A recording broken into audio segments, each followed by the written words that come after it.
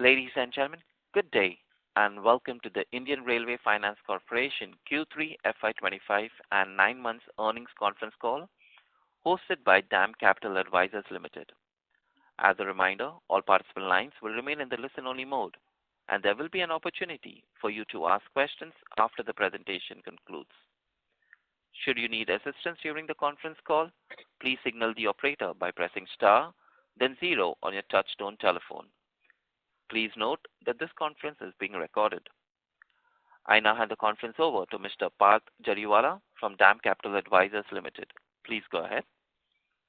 Thank you, Ryan. Good morning, everyone. Welcome to the Indian Railway Finance Corporation Limited Q3FY25 earnings call to discuss the business update.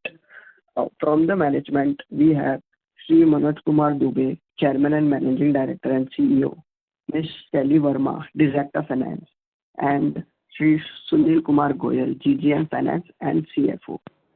Without further ado, I would like to hand over the call to management for their opening remarks, post which we can open the floor for Q&A. Over to you, sir. So thank you, Parth. Good morning, friends. So I'm delighted to meet you all today to discuss IRFC's Q3 results and our future outlook.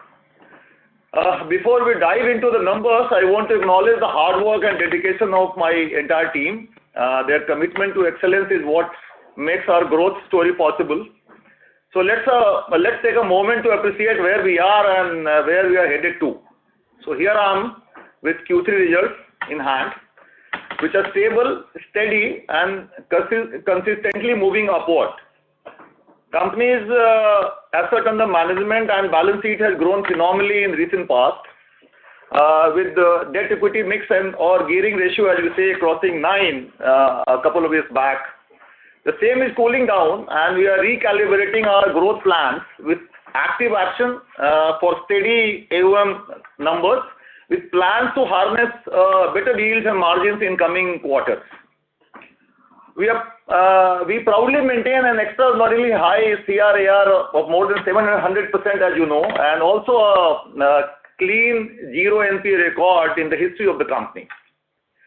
After a brief period of consolidation, we now stand at the threshold of our next growth phase, eager to confront new challenges, looking for the new business areas other than Indian Railways per se, and capitalize on fresh opportunities.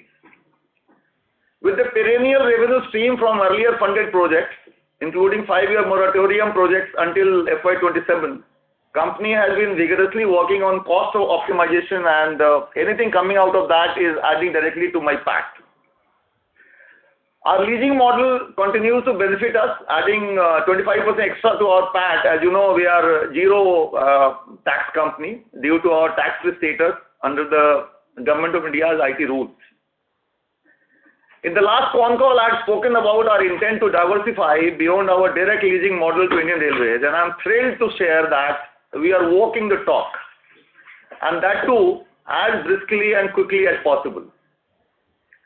You must be aware that your company, for the first time, participated in an open bid for a coal mining development project, having forward linkage with Indian Railways, and emerged as the lowest bidder, outsmarting almost all the banks and NBFCs in the fray.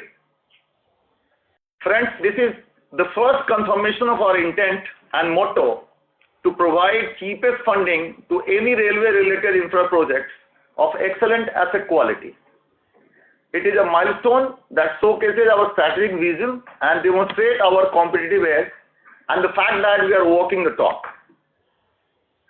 As they say, action speaks louder than words, and we at IRFC live by this mantra. Our growth story, driven by higher margin businesses in our product mix, will continue to unfold every quarter through tangible actions and results. We are extremely aggressive in tapping cheapest fund resources, which are our raw materials, for actively mobilizing more and more funds under 54EC bond market, zero coupon bond market, and domestic bond markets, apart from keeping an eye on any opportunity from various currencies in ECB market. In fact, in the last 2 months, we have done most of the domestic market bond tapping, which earlier was not that frequent. In the end, I thank you all for joining us for this important occasion and for being part of this extraordinary period of stability, growth, and excitement in IRFC's business journey. We are committed to continuing our upward trajectory driven by our strategic initiative and financial prudence. Together with this very focused and energized team, we are sure that we are going to reach new heights and strengthen our position in the railway infrastructure industry as a leader. Thank you so much, and let's start the question and answer session. Thank you. Ladies and gentlemen, we will now begin the question and answer session. Anyone who wishes to ask a question may press star and 1 on their touchtone telephone. If you wish to remove yourself from the question queue, you may press star and 2. Participants are requested to use their handsets while asking a question. Ladies and gentlemen, we will wait for a moment while the question queue assembles.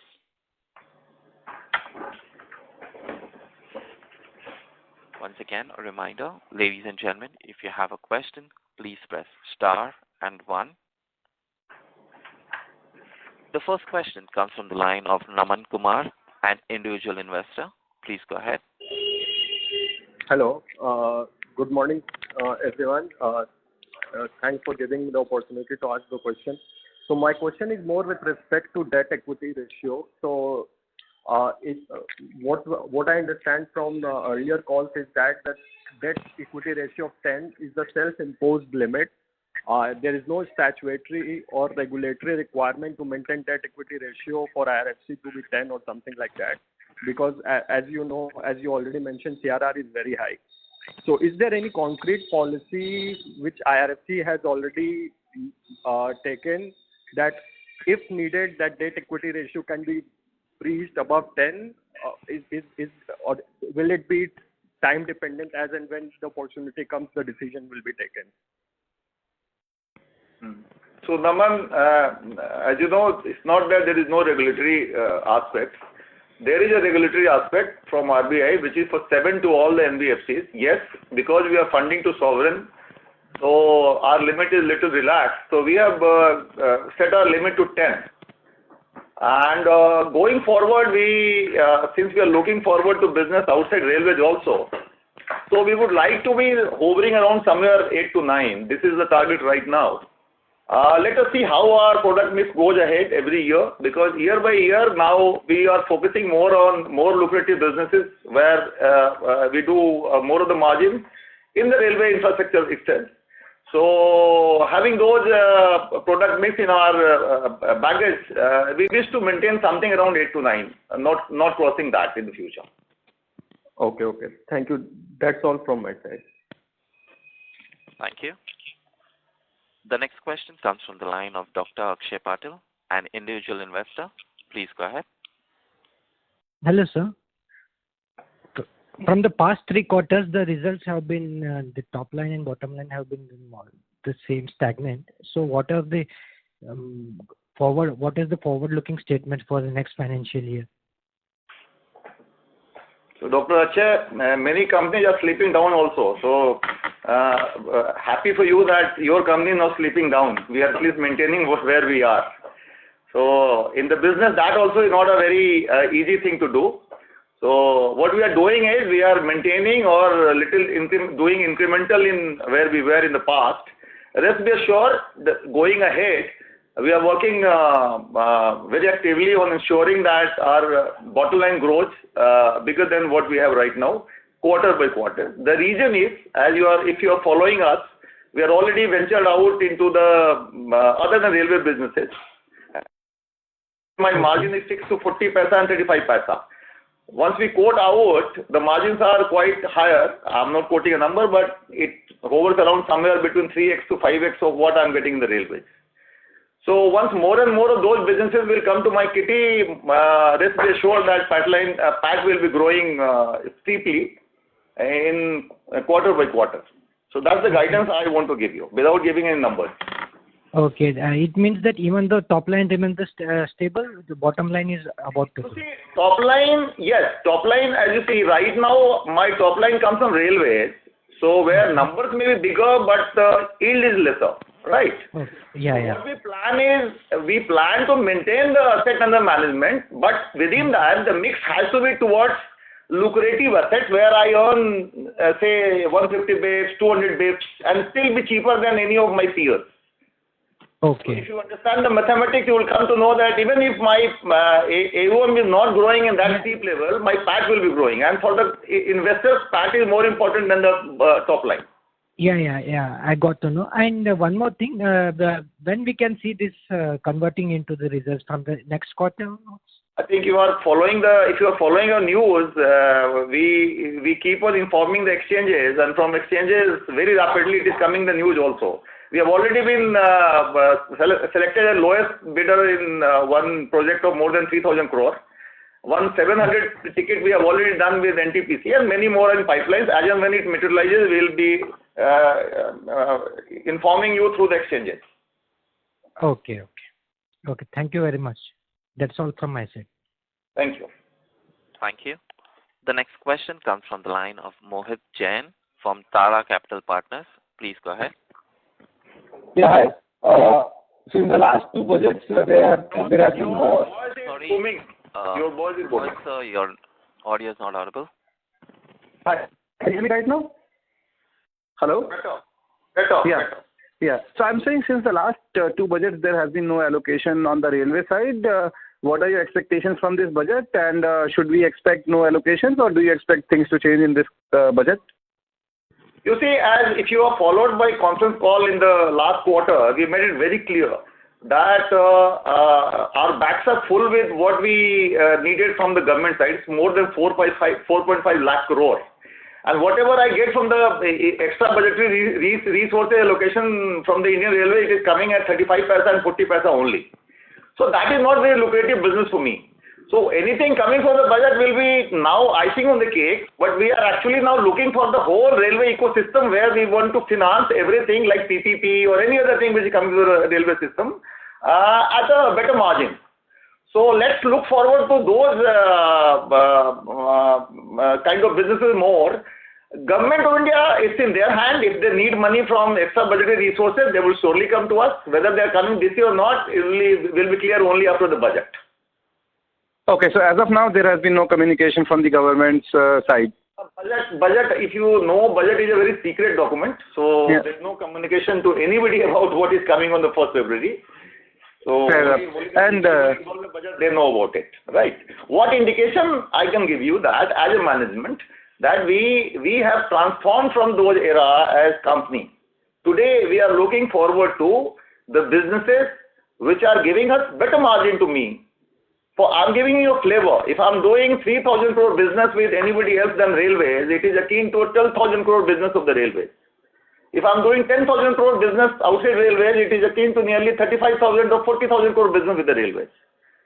So friends, we are looking for those kind of assets now, which gives me more. Rather than that, what comes from the government, if they need it, it will surely come to me only for the railways.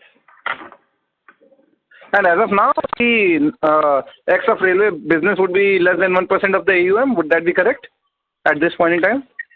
Is it 1%? Of the AUM, the overall business mix.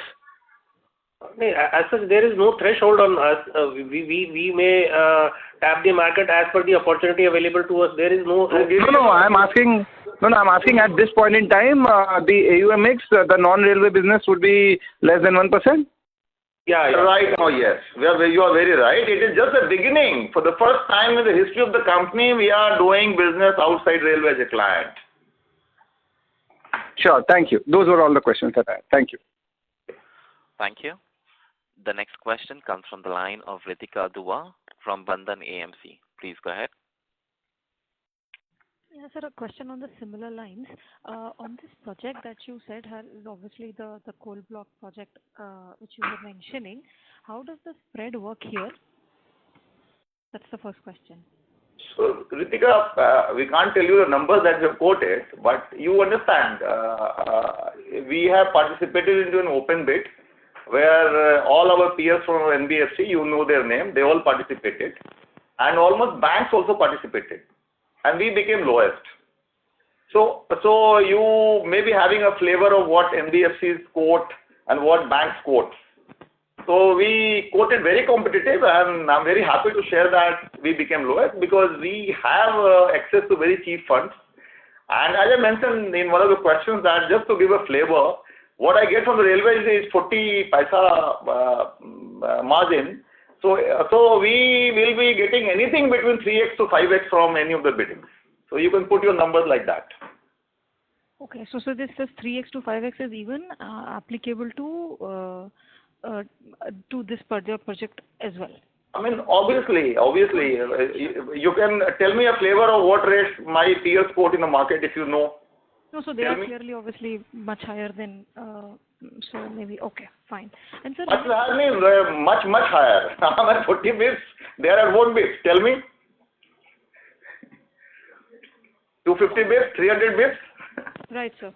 I get so we are betting them in competition. So if you follow my last con call, what I said that we are striving to be the cheapest in the market for railway ecosystem, and despite being the cheapest, my legroom is such that I'll be getting much more of margins than what I'm getting from the railway business.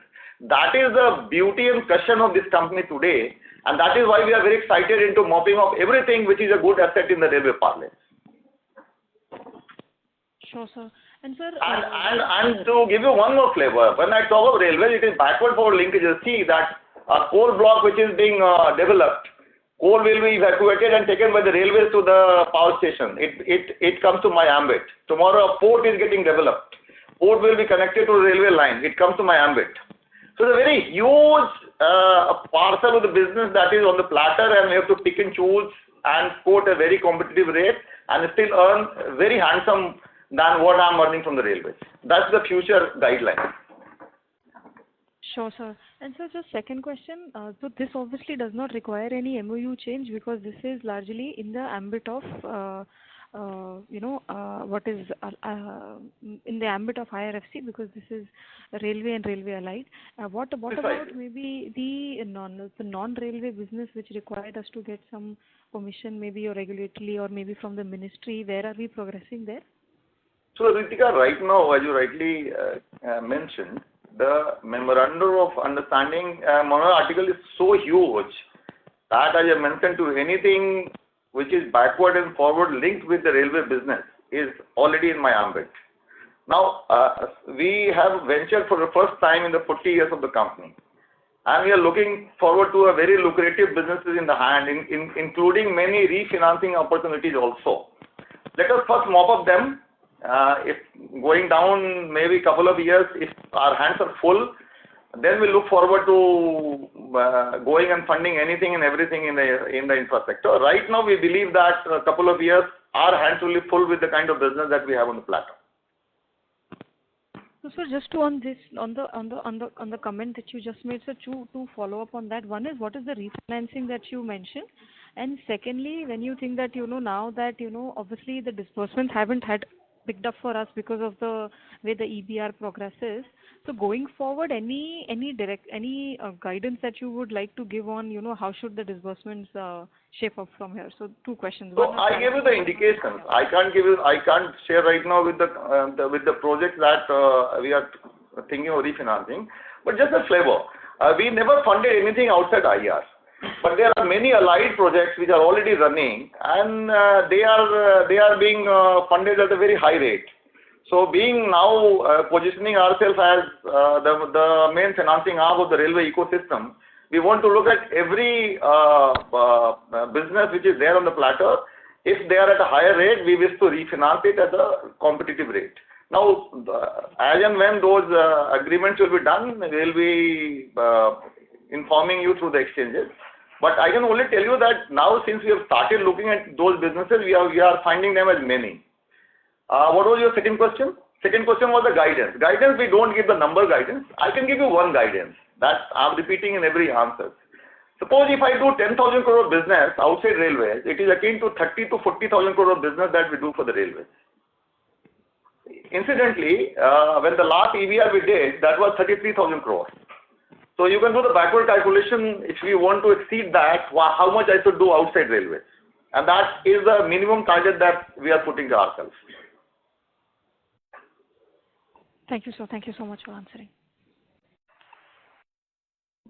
Thank you. The next question comes from the line of Kamal Mulchandanang from Investec Capital Services. Please go ahead. Hello, sir. Thanks for the opportunity. I had a couple of questions. Firstly, if you could just help us understand that what is the proportion of the AUM for which moratorium is going to end like over the next few years, and what would be the impact on our AUM because of that? So my CFO, Mr. Sunil, will take up this question. Currently, it is around 35% of my total AUM, and going forward, since we fund two types of assets. One is the rolling stock and another is the project assets. And in case of a project asset, we have a moratorium period of 5 years. And for whatever during this moratorium period, we have the complete moratorium for interest as well as principal repayment. And during this moratorium period, whatever interest servicing we do, that is also considered as a fresh disbursement. That will be considered as a fresh business for me. And going forward till 26-27, I don't see any impact on my AUM. My AUM would be more or less at the same line. Because of my business model, whatever capital recovery I am getting through lease rental, that will be offset by the interest servicing whatever I'll do in future years for these project assets. I think I have answered your question. So just wanted to understand that if the interest, you said you consider it as a disbursement. But we have some nil disbursements during the last 7 odd quarters. So how does it work out? Like no fresh disbursement haven't been made during last 2 years. But whatever debt servicing I have done during these 2 years, that is a fresh accretion to my AUM. And that is actually offset by whatever capital recovery I do through the lease rental. Just to give you a flavor of the number, during this current financial year, I will be getting around 20,000 crore as capital recovery, and same quantum of the money being done through debt servicing over this for this project asset, and that these two items will offset each other. That is why there will not be any major impact on my AUM. So can you guide what would happen post FY27 if there is no further allocation in EBR? So like I assume that the capital recovery would be much higher than 20,000 post FY27, and if no interest is being capitalized because of the end of the moratorium period, the rundown in the AUM would be much higher. So can you guide on this as well? So, Kamal, if you focus on my answers and also my opening remarks, I mentioned that we have the question of this moratorium till FY27. And why we are working so actively on developing our business outside railways in FY24-5 itself. We have got 2 years in hand to create a business ecosystem where my AUM is coming from other than railways also. Now, railways has not said that they will not be coming to us. They can come anytime. They can come this year, they can come next year. Whenever there is a change in allocation system of the GBS, that is government budgetary support, they will surely come to us. But as a business, with this 7-quarter lull that you mentioned, the management has taken a call that let us not depend only on the railway funding, EBR funding, since our balance sheet is extremely strong now and we have got good net worth in hand, and our mandate also says that we can fund anything and everything in the railway ecosystem. Let us venture out. So, to pointed answer to your question is, rest be assured that when FY28 starts, this company will have a sizable business mix coming out other than the railways. So in 28, even if the railway is not asking for a single penny, rest be assured that our top line and bottom line also will be growing because of our expertise and our handhold in the whole railway ecosystem of the infra. Right? So this is what towards that we are working. I hope I have clarified you. Okay. Okay. Sure, sir. Thank you for the answer. Just to answer your one more concern, as you mentioned that AUM after 28 will be coming down drastically. What I answered in other questions also, that the kind of business that I'm going to handle in the future, those businesses yield will be more. So as I mentioned that 10,000 crore business if I do outside, it will be akin to 30,000 to 40,000 crore business that I'm doing for the railways. So in the future, maybe after FY28, you would be requested to look more on the bottom line than the top line. Okay. Okay, got it. But anyways, the overall AUM is more than 4.5 lakh crore rupees. So, will it move a needle much because of this? Because the majority of the NIMs would be still from the NIMs, average NIMs would be moving from 1.4% currently to what, 1.6, 1.7, not more than that, I assume. You will put the numbers. Let us see what is going to be mixed in the future. If it is 1090, some number you can put. If it is 2080, some number you can put. Let us see how the story unfolds. Okay, cool. Sure. Thank you so much for the answer. Thanks, sir. Thank you. Ladies and gentlemen, if you wish to ask a question, please press star and 1. The next question comes from the line of Dr. Akshay Patil, an individual investor. Please go ahead. Hello, sir. As you have just now mentioned about the backward and forward linkages. So, talking about the backward and forward linkages, can you benefit from the National Gati Shakti program for multimodal connectivity projects? You have asked a very pertinent question, Akshay. Yes, that is a very exciting proposition which is coming on the platter. You know, this dedicated freight corridor of Eastern and Western, they have covered only 2 lines. This country has got a golden quadrilateral. So 4 next lines of Gati Shakti are still on the pipeline. And CAPEX will be huge. Let us see what portion of CAPEX is funded by GBS and what portion of the CAPEX they want us to fund. So maybe budget will give more clarification on this. But yes, you are right. Country as a whole is gearing up to have this route decongestion. And railway is the mainstay and main connectivity line for the country. So this Gati Shakti will surely benefit us also, and it will have a very long-term effect on our AUM. It may be giving us the businesses for next decade or more. Yeah, hoping to bag more of that.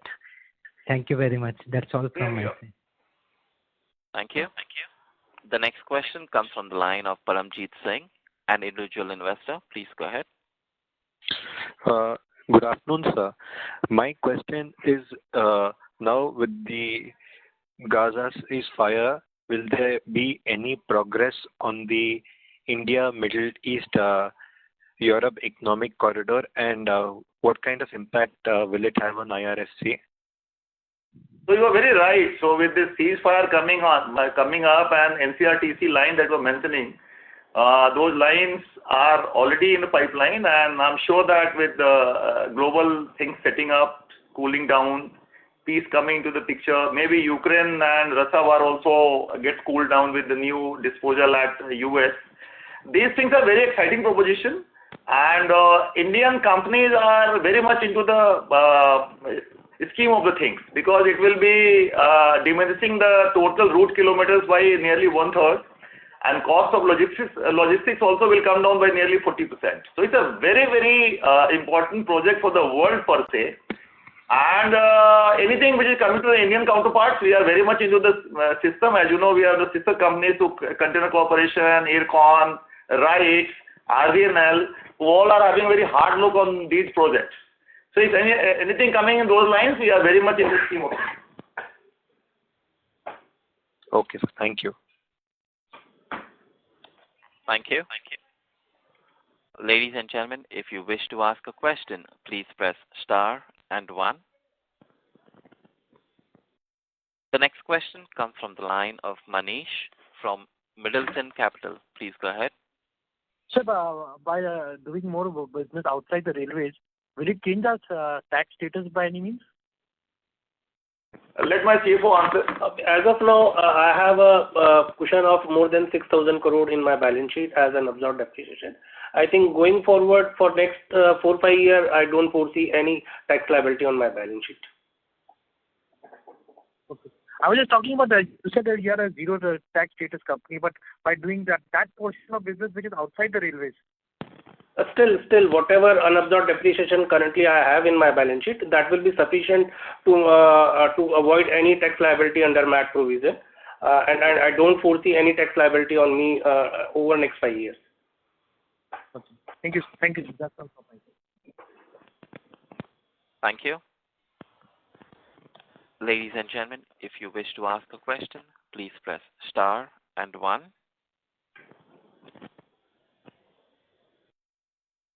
The next question comes from the line of Prithvi from Sapkona Investment. Please go ahead.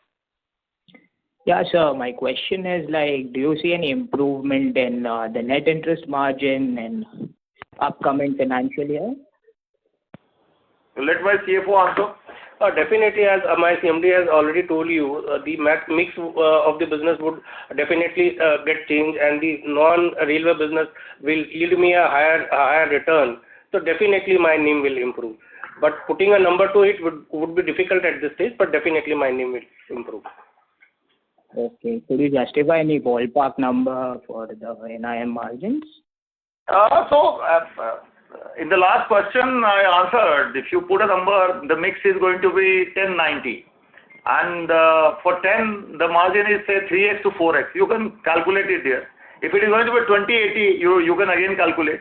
What we are saying to our investors is that stories are going to unfold quarter by quarter. In fact, in the last quarter itself, we promised that we are going outside, and in one quarter itself, the company has not only participated in the bidding, but also has become lowest in a sizable ticket size of the loan. This is what we are saying, that we are walking the talk. And as my CFO mentioned, more and more businesses that are coming from outside railways, it is going to help improve my NIM as well as my PAT. So improvement will be regular. Every quarter we expect that we'll be doing better than the last quarter, and obviously that gives a very steady and very perennial kind of business that I promised right in the beginning of my opening remarks. Okay, thank you, sir. Thank you. Ladies and gentlemen, a reminder, if you wish to ask a question, please press star and 1.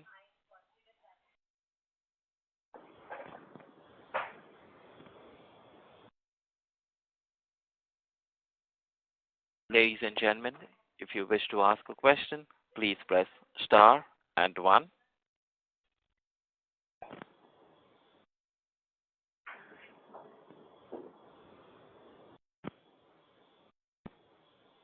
As there are no further questions, I now hand the conference over to the management for their closing comments. So, thank you very much, Dan, and thank you very much everybody who participated in the concall. I think we were very loud and clear in our guidances for the future. What we did in the last quarter is very much there to see, and as I discussed in detail, that there is change in the strategy of business of the company, and the product mix and the benefits out of that will be visible quarter by quarter. We are not putting any numbers on anything, but yes, one assurance is there that this mix will be skewed towards more and more business from non-railways, things in the railway ecosystem itself. What EBR thing I get from the railways, it only can come from the budget. Let us wait for the budget. But surely the company will not be only dependent upon what we get from the railway side. Company is now thriving, and company is now looking forward to all kinds of businesses in the ecosystem, and we believe that going forward there is huge opportunity which is on our platter. We are working towards that, and we believe that FY25-26 will be very, very exciting for the company. Thank you so much. Thank you. On behalf of DAM Capital Advisors Limited, that concludes this conference. Thank you for joining us, and you may now disconnect your lines. Thank you.